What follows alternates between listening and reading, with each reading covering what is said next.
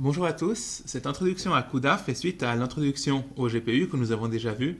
Et si vous n'avez pas encore visionné le cours sur les GPU, vous êtes invité à faire une pause et à revenir au cours précédent. Alors, qu'est-ce que CUDA? CUDA peut signifier plusieurs choses. Alors pour nous, CUDA tout simplement est un ensemble de spécifications hardware et un concept abstrait de gestion des threads pensé pour un parallélisme massif. Mais CUDA est aussi, on parlera de CUDA C, ou en fait plutôt de CUDA C++, un langage de programmation qui a été étendu avec une syntaxe particulière pour supporter CUDA. Alors ce n'est pas le seul, il y a d'autres langages qui reconnaissent CUDA, comme par exemple CUDA Fortran ou PyCUDA. Du côté du hardware, CUDA se caractérise par un parallélisme massif, et dans ce contexte, massif veut dire qu'on passe d'un monde de 6 à 8 corps de calcul à un monde de plusieurs milliers de corps de calcul. Et pour nourrir chacun de ces corps de calcul, on va utiliser des milliers de threads parallèles qui sont regroupés en blocs. Alors les threads de chaque bloc partagent un peu de mémoire. C'est ce qu'on appelle la mémoire partagée, mais il ne faut pas la confondre avec la DRAM. Alors la mémoire partagée à l'intérieur d'un même bloc est une mémoire extrêmement rapide, pratiquement à la vitesse des registres, et permet d'accélérer par exemple la multiplication matricielle d'une façon absolument étonnante. Sinon, les warp sont des sous-groupes de threads à l'intérieur d'un même bloc et ils sont exécutés de manière synchrone. Alors, NVIDIA a introduit la terminologie SIMT, c'est-à-dire une seule instruction de multiples threads, et elle s'oppose à la terminologie traditionnelle SIMD, ou une seule instruction de multiples données. C'est-à-dire que si on n'a que quelques threads, il va falloir que ces threads exécutent une même instruction sur un très très grand nombre de données, mais ici on a des milliers de threads, et donc cette même instruction va être exécutée par tous ces milliers de threads. Alors on insiste sur le fait que l'exécution des warp peut être asynchrone. Ce n'est qu'à l'intérieur d'un même warp que tous les threads sont exécutés de manière synchrone. Pour comparer les schémas SIMD et SIMT, nous pourrions par exemple considérer l'addition de deux tableaux trois-dimensionnels. Alors prenons des tableaux trois-dimensionnels de taille nx, ny, nz dans chacune des directions, respectivement. Donc dans ce cas-là, le n, grand N qui apparaît dans la ligne de code sera égal à nx fois ny fois nz, parce que pour stocker le tableau en C, nous l'avons aligné dans un vecteur unidimensionnel. Alors, selon le schéma SIMD, comment est-ce qu'on pourrait procéder? On pourrait par exemple couper le tableau en sections. Alors si les tableaux sont indexés par x, y, z, une section avec z égale 0 sera juste un tableau deux-dimensionnel. Alors par exemple, on pourrait donner au premier thread toutes les composantes du tableau où z égale à 0, z égale à 1 et z égale à 2. On pourrait donner au deuxième thread les sections suivantes avec z égale à 3, z égale à 4, z égale à 5 et ainsi de suite. Et à l'intérieur de chaque thread, il y aura un grand nombre de calculs à faire, un grand nombre d'additions, il y aura pas mal de données. Et donc, il faudra que, pour une exécution optimale, il faudra que soit le compilateur, soit le programmeur vectorise le code. Alors que avec le schéma SIMT, ça va se passer différemment. Et vu le grand nombre de threads qui existent, chaque thread va faire en fait une seule addition, va faire un seul calcul, et du coup, quelque part, le code est naturellement vectorisé avec ce type de schéma. Alors voilà, ça ce sera la grande différence entre le schéma SIMD et le SIMT. Donc essentiellement, la vectorisation avec GPU est naturelle, elle est automatique. Il n'y a rien à faire. Donc ça veut dire que des calculs vectoriels vont être exécutés sur un grand nombre de corps scalaires. C'est en fait finalement bien plus simple que d'implémenter une vectorisation automatique sur CPU, que ce soit par le compilateur ou une vectorisation du code faite à la main. Si vous avez déjà quelques notions d'MPI et d'OpenMP, il est en fait assez facile de comprendre CUDA. Alors à gauche, vous avez un cluster sur lequel on fait tourner une application MPI plus OpenMP. Cette application elle est sous-divisée en processus MPI, et chaque processus MPI est composé de threads OpenMP. Alors deux processus MPI ne partagent pas la mémoire entre eux. De même, du côté du GPU, ce qui correspond au processus, ce sera les blocs. Les blocs ne partagent pas la mémoire entre eux, mais à l'intérieur d'un bloc, il y a de nombreux threads qui, eux, partagent la mémoire entre eux. Alors le code MPI plus OpenMP est devenu du côté du GPU le noyau CUDA. quelque part, vous pouvez penser à, vous pouvez penser à un GPU comme étant un cluster à une micro-échelle, un cluster MPI plus OpenMP à une micro-échelle condensé en une boîte de 30 cm.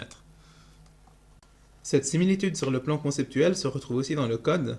Alors sur CUDA, les blocs et les threads sont indexés par block index et thread index. GridDim donne le nombre total de blocs, alors que blockdim donne le nombre total de threads à l'intérieur d'un bloc. Alors block index correspond sur MPI au rang du communicateur, GridDim correspond sur MPI toujours à la taille du communicateur, alors que threadIndex et blockdim retrouvent leur analogue sur OpenMP, threadIndex correspondant au numéro du thread, alors que blockdim est le nombre total de threads, toujours sur OpenMP. D'une façon plus concrète, on pourra jeter un coup d'œil au programme suivant.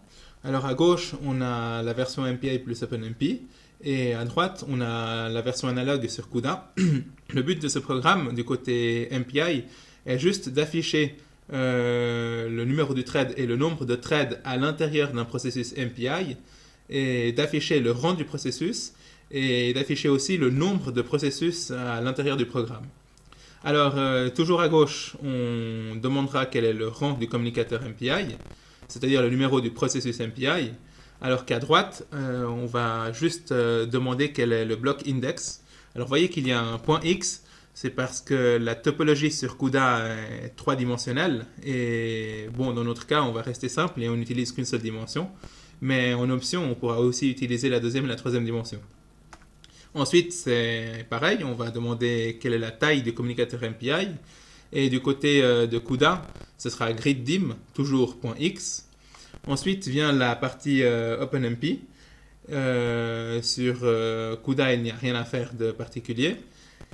Et finalement, on va demander quel est le numéro du thread OpenMP et le nombre de threads OpenMP à l'intérieur du processus, ce qui correspondra du côté de CUDA à threadIndex, toujours .x, et blockdim.x.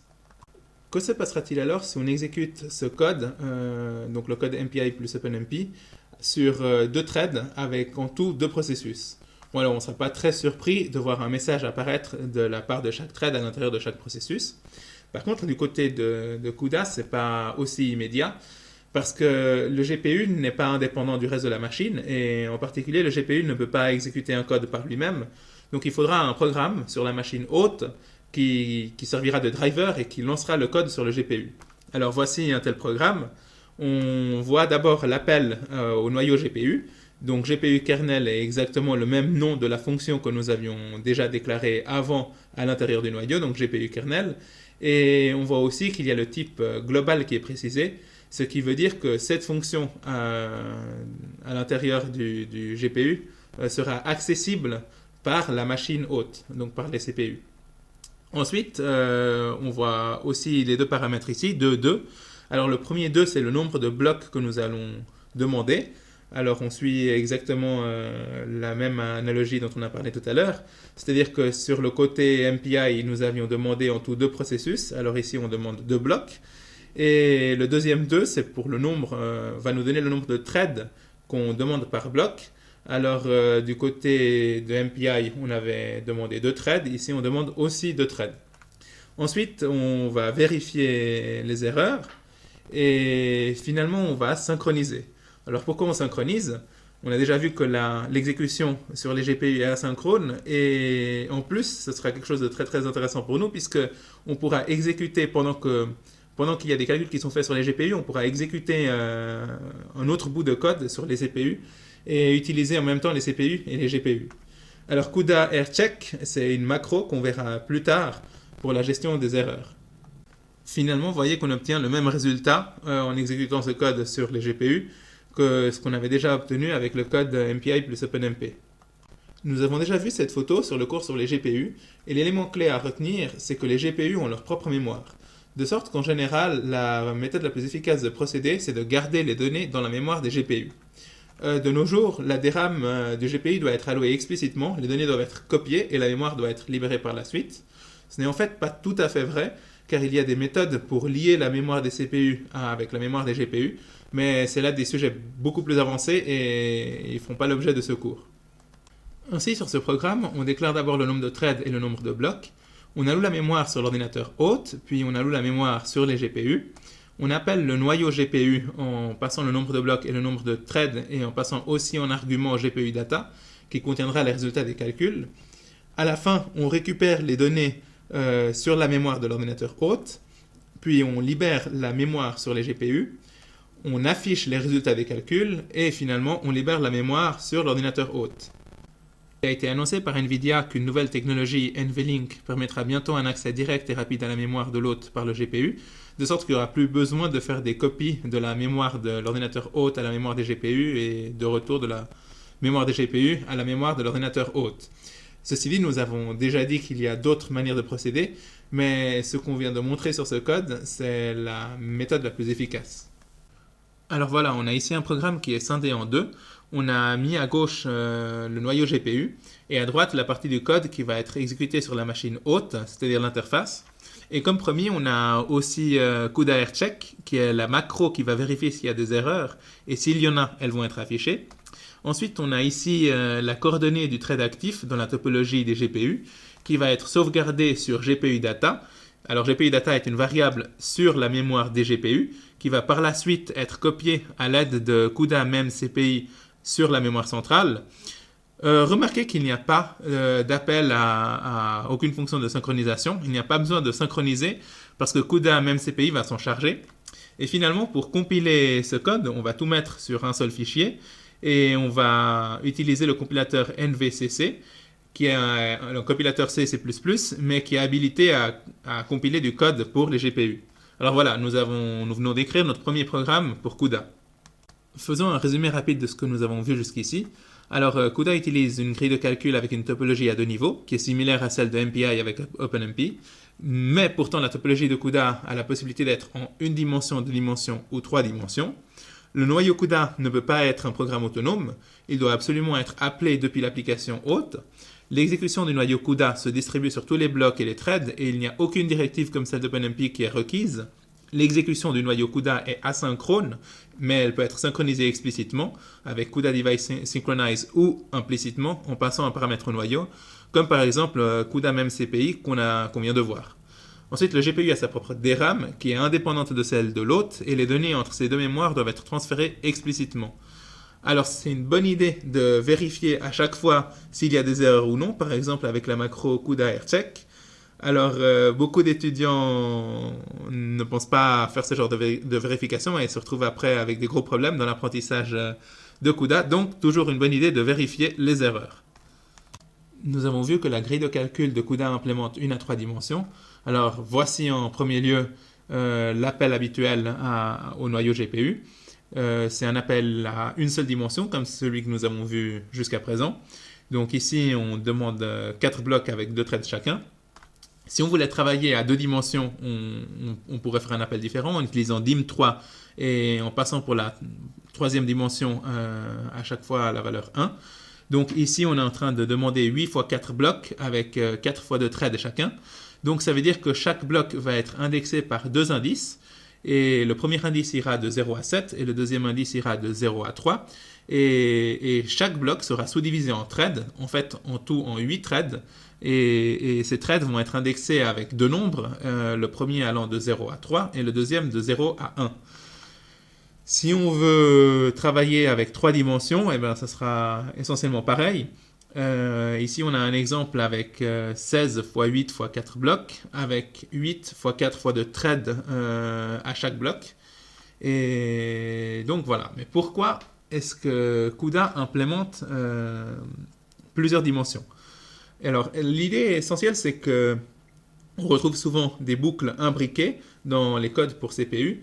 Et pour passer ces codes à un GPU, il devient très pratique d'avoir plusieurs dimensions. Ici, on a un exemple de programme avec 3 boucles imbriquées, donc à gauche pour CPU, qu'on a porté à droite pour les GPU. Alors, comment ça se passe? On a donc ces 3 boucles for avec les indices i, j et k qui vont aller, alors i va aller dans l'intervalle de 0 jusqu'à ni, j de 0 jusqu'à nj et k de 0 jusqu'à nk. Alors, chaque itération, regardons par exemple l'indice i, il y a en tout ni itérations, et elles vont devoir être distribuées parmi les threads. Alors si on se donne 16 threads par bloc, de combien de blocs on aura besoin? Alors a priori, on aura besoin de NI divisé par 16 threads, mais le problème étant que NI n'est pas forcément un multiple de 16. Donc ce qu'on va devoir faire, c'est arrondir NI vers le haut, vers la valeur la plus proche d'un multiple de 16 vers le haut, et diviser après par 16. Donc c'est exactement ce qu'on fait. Et on va passer ça aux paramètres du noyau GPU. Donc quelque part, CUDA cache les boucles dans les paramètres d'exécution du noyau. Ensuite, les intervalles sont distribués parmi les threads et les blocs de threads, comme on a expliqué. Et voyez qu'il y a certains threads qui ne vont pas travailler. Donc, comme on a dit, si on a arrondi NI, NJ et NK, on les a arrondis toujours vers le haut. NI vers le plus proche multiple de 16, NJ vers le plus proche multiple de 8 et NK vers le plus proche multiple de 8. Alors, les valeurs, disons les threads en plus, vont tout simplement, ils vont rien faire. C'est le if qu'on a ici, if i plus grand égal à ni, ou j plus grand égal à nj, ou k plus grand égal à nk. Ensuite, on a expliqué le problème d'arrondi, et que se passe-t-il? Mais par contre, oui, que se passe-t-il si l'intervalle est plus grand que la valeur maximale de grid dim fois bloc dim? Donc, que la valeur maximale du nombre de blocs que l'on peut avoir, ou que le nombre de threads que l'on peut avoir dans un bloc. Alors, il faut savoir que ces valeurs sont quand même en relation avec la construction du GPU. Donc, elles ne peuvent pas être totalement aléatoires, elles ne peuvent pas être aussi grandes que l'on veut. Donc, il y a quand même des contraintes à respecter. Et par contre, le problème qu'on est en train de résoudre, lui, pourrait avoir des valeurs de NJ, de NI, de NK qui soient très très grandes. Donc, il va falloir trouver quelque chose pour travailler avec ça, quelle que soit la situation. Alors, qu'est-ce qu'on pourrait bien faire? L'astuce, c'est de donner plusieurs itérations à chaque thread, ce qui aura finalement pour effet de réintroduire les boucles à l'intérieur même du noyau GPU. Alors comment ça se passe? Pour bien comprendre, il faut bien cerner le souci. Alors le souci, c'est que NI fois NJ fois NK, qui est la taille du problème, la taille des données, est un nombre qui est beaucoup plus grand que le nombre maximum de threads disponibles à l'intérieur du GPU. Et du coup, ce qu'on va faire, c'est qu'on va découper le problème. Alors, on choisit i-inc et j-inc et k-inc comme des nombres plus petits que ni, nj et nk, de sorte à ce que i-inc, j-inc et k-inc définissent un cube avec un nombre total de données plus petit que le nombre de threads disponibles dans le GPU. Alors, ici, vous voyez que dans les boucles à l'intérieur du GPU, on fait des incréments toujours par i-inc, j-inc et k-inc. Si vous imaginiez une boîte assez petite, de sorte que NI soit égal à I-inc, NJ soit égal à J-inc et NK soit égal à K-inc, alors à ce moment-là, toutes ces boucles ne contiennent qu'un seul élément, qu'une seule itération, c'est celle avec I égale J égale K égale 0, et donc on retombe sur le code qu'on a déjà montré plus tôt. Ok, alors ici pour une boîte plus grande, on donne donc plusieurs itérations à chaque thread, et on voit que ces itérations, elles ne sont pas successives dans un même thread. Alors je m'explique, c'est-à-dire que le premier thread va calculer l'itération avec i égale 0, j égale 0 et k égale à 0, et il ne va pas tout de suite enchaîner avec l'itération où i égale à 1. C'est-à-dire que l'incrément sur i va avoir une valeur de i-inc. Alors pourquoi est-ce que ça se passe comme ça? Alors c'est pas par hasard, c'est très très important de procéder ainsi, et c'est relié à la coalescence, donc le problème dont on a parlé déjà dans l'introduction au GPU, et c'est que la mémoire doit être alignée, dans le sens où deux threads qui sont côte à côte à l'intérieur d'un même warp doivent accéder à des cases mémoire qui sont également côte à côte. Ça veut dire que si au premier thread, vous donnez l'itération 0, 0, 0, le thread juste après, juste à côté, devra avoir l'itération 0, 0, 1, de sorte à accéder à la case mémoire qui est juste à côté. Sinon, on va perdre en performance et le code ne va pas être du tout optimal. Ok, alors voilà, c'en est là pour la solution. Et pour pouvoir l'implémenter, vous devez connaître quelle est la taille physique maximale de la machine, enfin du nombre de threads que vous pouvez avoir. Alors ces valeurs vont être données par MaxGrid. MaxGrid aura donc 3 coordonnées x, y, z qui seront le long de chacune des directions le nombre maximal de threads que pourra contenir un bloc. Alors voilà, ce sera donc pour la solution à notre problème, et on pourra passer à un exemple concret qui est un stencil en CUDA, donc le même genre de stencil qu'on a vu sur l'introduction au GPU. Le stencil de propagation de l'onde a donc été parallélisé un coup avec OpenMP et un coup avec CUDA, et nous comparons ici les temps d'exécution sur un laptop totalement traditionnel. Alors on constate que sur OpenMP, l'exécution tarde 2 fois plus de temps que sur CUDA, mais il ne faut pas oublier que du côté des GPU, il y a du temps qui est passé pour transférer les données, et aussi du temps qui est passé pour allouer la mémoire et libérer la mémoire. Malgré tout, si on somme tous les temps, l'exécution est quand même plus rapide sur les GPU, mais en général, lorsqu'on doit faire de nombreux calculs, il est bien préférable de garder les données dans le GPU et ne les reprendre qu'à la fin de tous les calculs. Bien, alors dans un cours d'introduction, on peut encore voir quelques optimisations simples qu'on peut faire. Alors toujours penser à la coalescence lors des accès à la mémoire, et aussi quelle est la taille d'un bloc, quelle devrait être la taille optimale d'un bloc. Alors ça c'est un problème qui se pose souvent lorsqu'on débute. Alors c'est clair qu'on a un degré de liberté, donc combien de blocs on utilise, quelle sera la taille, combien de threads on mettra dans un bloc. Alors une valeur qui est presque tout le temps optimale, c'est celle-ci, c'est celle de 128 threads dans un bloc. Ensuite, le compilateur peut réaliser des fines optimisations du code pour les GPU, et on pourra avoir accès à ces optimisations tout simplement à l'heure de la compilation, en précisant avec quelle architecture on travaille. Alors, suivant l'architecture avec laquelle on travaille, on a pu essayer de compiler un même code de tri de paires clés-valeurs avec et sans préciser l'architecture, et on a pu gagner jusqu'à un facteur 2 en temps. À l'heure de mettre les mains à la pâte, c'est toujours sympathique d'avoir des environnements graphiques de développement et qui soient pratiques et qui soient aussi adaptés, et de tels environnements existent pour CUDA. Alors par ici on a par exemple Eclipse édition Insight, qui propose la coloration syntaxique du code, autant pour C, C++ que pour CUDA, et qui intègre aussi un profiler et un debugger. Et bon, ce genre d'environnement sera utile pour le développement d'un grand code, ou encore pour le développement d'un code sur son propre PC ou laptop. Il existe aussi Gedit, qui propose une fonction assez attrayante, qui est l'édition distante via SFTP, et qui propose aussi une console shell distante, donc pour le développement sur un serveur cluster GPU distant. Voilà, alors j'espère que ce petit tutoriel vous a convaincu que la programmation sur CUDA reste relativement simple, surtout si on a déjà travaillé avec MPI et OpenMP. La stratégie générale pour porter un code à CUDA peut être résumée en quelques étapes, en une petite recette de cuisine, qui consiste à extraire la boucle principale dans une fonction globale, qui est le noyau GPU, remplacer la boucle originale par l'initialisation du noyau, où on passe les intervalles, c'est-à-dire les bornes d'exécution. D'abord, on transfère les données en entrée sur le GPU, puis on récupère les données en sortie après l'exécution du noyau. Et finalement, à l'heure de la compilation, on remplace le compilateur CC++ par NVCC et on recompile.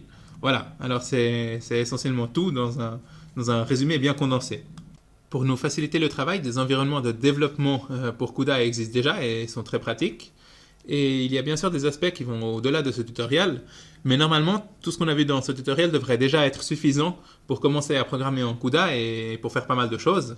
Bon, parmi les aspects qui sont un peu plus avancés, il y a la mémoire partagée, le flux et le transfert de données asynchrones, le débogage et le profilage, mais le point le plus important, c'est la pratique avec la programmation avec CUDA. Pour aller plus loin, nous vous invitons à vous inscrire à des cours académiques ou commerciaux. N'hésitez pas à nous contacter et à vos claviers.